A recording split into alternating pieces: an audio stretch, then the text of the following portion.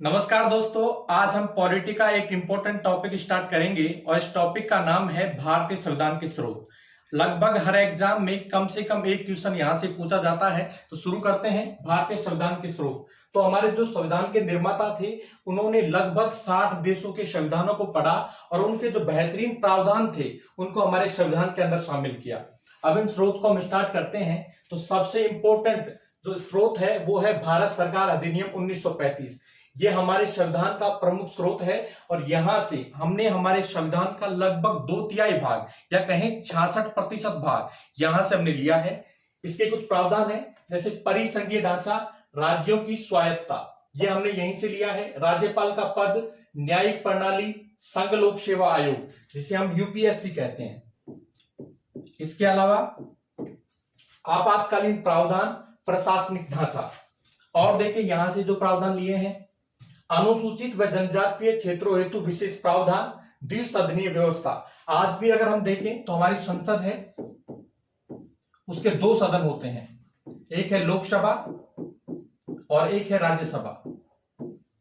तो ये जो द्विसदनीय व्यवस्था है यह हमने भारत शासन अधिनियम 1935 से ली है। इसके बाद आगे बात करें, समवर्ती सूची, नियंत्रक व महालेखा परीक्षक का पद और अध्यादेश। जब संसद सत्र में नहीं हो और किसी कानून का बनाया जाना जरूरी हो, आवश्यक हो, तो उस समय राष्ट्रपति अध्यादेश जारी करता है। तो ये जो अध्यादेश जारी करने की शक्ति है ये भी हमने कहां से ली है, 1935 के भारत सरकार अधिनियम से। इसके बाद अगला जो स्रोत आता है वो है ब्रिटेन। ब्रिटेन से हमने लिया है विधि के समक्ष क्षमता, कहने का मतलब सभी लोग कानून के सामने समान हैं। इसके बाद हमने लिया है सिंगल सिटीजनशिप, एकल नागरिकता, विधायी प्रक्रिया, रिट जारी करना, नियंत्रक व महालेखा परीक्षक का पद, विधि द्वारा स्थापित प्रक्रिया, संसदीय विशेषाधिकार। इनके अलावा 3 इंपॉर्टेंट चीज भी हमने यहां से ली है। एक तो ली है हमने संसदीय शासन व्यवस्था।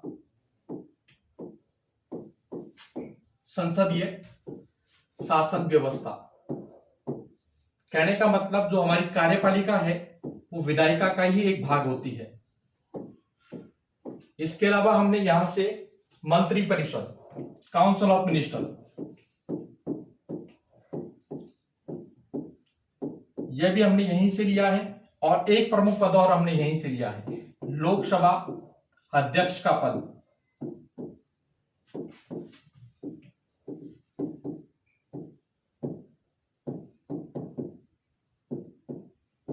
तो दोबारा देखें, ब्रिटेन से हमने क्या क्या लिया है, विधि के समक्ष क्षमता, एकल नागरिकता, विधायी प्रक्रिया, रिट जारी करना, नियंत्रक व महालेखा परीक्षक का पद, विधि द्वारा स्थापित प्रक्रिया, संसदीय विशेषाधिकार, संसदीय शासन व्यवस्था, ऐसी व्यवस्था जिसमें जो हमारी कार्यपालिका है वो विधायिका के अंदर से बने, उसे हम कहते हैं संसदीय शासन व्यवस्था।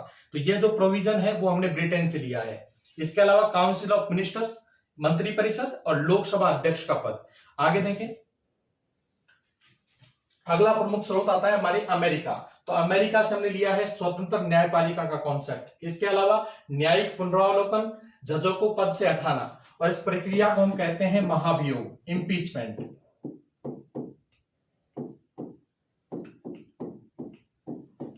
इसके अलावा हमने ली है जनहित याचिका, PIL, कहने का मतलब जनता के हित में कोई भी कोर्ट में जाकर याचिका लगा सकता है। यह प्रोविजन भी हमने अमेरिका से लिया है। इसके अलावा राष्ट्रपति को पद से हटाना, इस प्रक्रिया को भी हम कहते हैं महाभियोग। यह प्रक्रिया भी हमने कहां से ली है, अमेरिका से।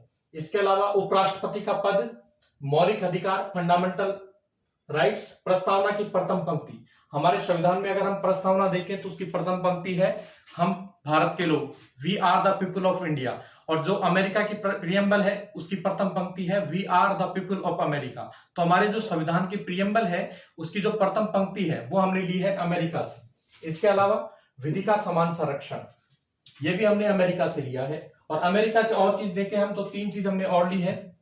एक तो हमने लिया है कि जो राष्ट्रपति है वो तीनों सेनाओं का सेना अध्यक्ष होगा।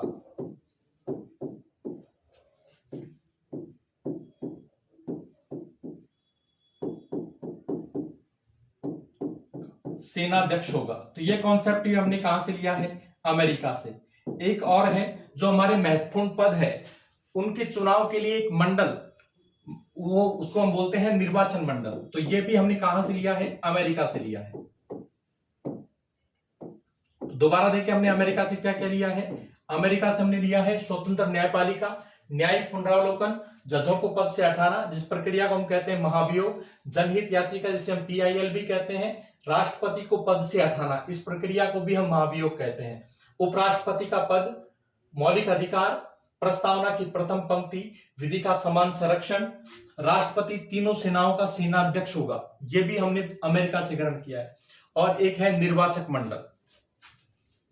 इसके बाद हम देखें कनाडा, तो कनाडा से हमने लिया है परिसंघीय ढांचा जिसमें अवशिष्ट शक्तियां केंद्र के पास होंगी।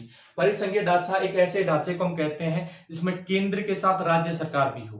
तो यहां हमने क्या किया है कि परिसंघीय ढांचा जिसमें अवशिष्ट शक्तियां केंद्र के पास हो। तो हमारी शक्तियां हैं, हम उनको 3 भागों में बांट सकते हैं, संघ सूची की शक्तियां, राज्य सूची की शक्तियां और समवर्ती सूची की शक्तियां। इनके अलावा जो भी शक्तियां बच जाती हैं उनको हम कहते हैं अवशिष्ट विषय की शक्तियां। तो जो अवशिष्ट विषय की शक्तियां हैं वो हमने किसको दी है? सेंट्रल गवर्नमेंट से। और ये जो प्रावधान है हमने कहां से लिया है? कनाडा से। इसके अलावा केंद्र द्वारा राज्यों में राज्यपाल की नियुक्ति, ये भी हमने कनाडा से लिया है। उच्चतम न्यायालय की परामर्श अधिकारिता, कहने का मतलब राष्ट्रपति उच्चतम न्यायालय से परामर्श ले सकता है, ये जो प्रावधान है ये भी हमने कनाडा से लिया है। केंद्र तथा राज्यों के मध्य शक्ति का बंटवारा, यह भी हमने कनाडा से लिया है। इसके बाद अगर हम बात करें आयरलैंड की, तो राज्य के नीति निदेशक तत्व DPSP, यह भी हमने कहां से लिया है? आयरलैंड से। राष्ट्रपति की निर्वाचन पद्धति, कहने का मतलब हमारे राष्ट्रपति का निर्वाचन कैसे होगा, यह हमने कहां से लिया है? आयरलैंड से लिया है। राष्ट्रपति द्वारा राज्यसभा में सदस्यों का मनोनयन, हमारा राष्ट्रपति है वो राज्यसभा के अंदर 12 सदस्यों का मनोनयन कर सकता है। तो ये जो कॉन्सेप्ट है वो हमने कहां से लिया है? आयरलैंड से लिया है। इसके बाद आगे बात करें तो दक्षिण अफ्रीका से हमने लिया है संविधान संशोधन की प्रक्रिया, कहने का मतलब हमारे संविधान में किस प्रकार संशोधन किया जा सकता है, ये जो प्रोसीजर है वो हमने साउथ अफ्रीका से लिया है। और राज्यसभा में सीटों का निर्वाचन। इसके बाद अगर हम बात करें ऑस्ट्रेलिया, तो ऑस्ट्रेलिया से हमने ली है समवर्ती सूची, दोनों सदनों लोकसभा व राज्यसभा की संयुक्त बैठक। अगर किसी सामान्य विधेयक को लेकर दोनों सदन में आपस में टकराव है तो उस कंडीशन में राष्ट्रपति दोनों सदनों की संयुक्त बैठक बुला सकता है। तो ये जो कॉन्सेप्ट है वो हमने कहां से लिया है? ऑस्ट्रेलिया से। इसके अलावा प्रस्तावना का प्रारूप, ध्यान रखिए प्रस्तावना की जो प्रथम पंक्ति है वो हमने ली है अमेरिका से, जबकि उसका ड्राफ्ट है वो हमने लिया है ऑस्ट्रेलिया से। इसके अलावा अंतर्राज्यीय व्यापार, वाणिज्य व समागम, यह भी हमने ऑस्ट्रेलिया से लिया है। अंतरराष्ट्रीय समझौतों को लागू करने के लिए केंद्र सरकार राज्य सूची के विषय पर कानून बना सकती है, यह भी कॉन्सेप्ट हमने कहां से लिया है? ऑस्ट्रेलिया से लिया है। आगे देखें फ्रांस की बात करें तो गणतंत्र, फ्रांस ने लिया है गणतंत्र, कहने का मतलब जो हमारे राष्ट्र का प्रमुख है वो वंशानुगत नहीं होगा, वो निर्वाचित होगा।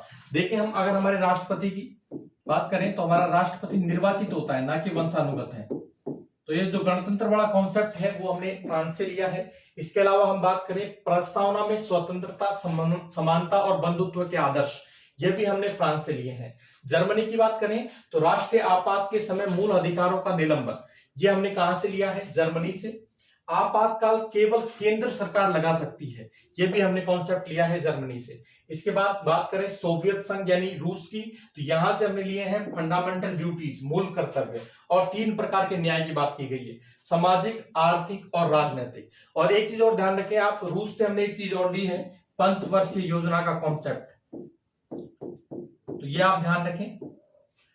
तो इसी के साथ हमारा यह टॉपिक कंप्लीट होता है। किसी दूसरे टॉपिक के साथ मिलते हैं, तब तक के लिए धन्यवाद।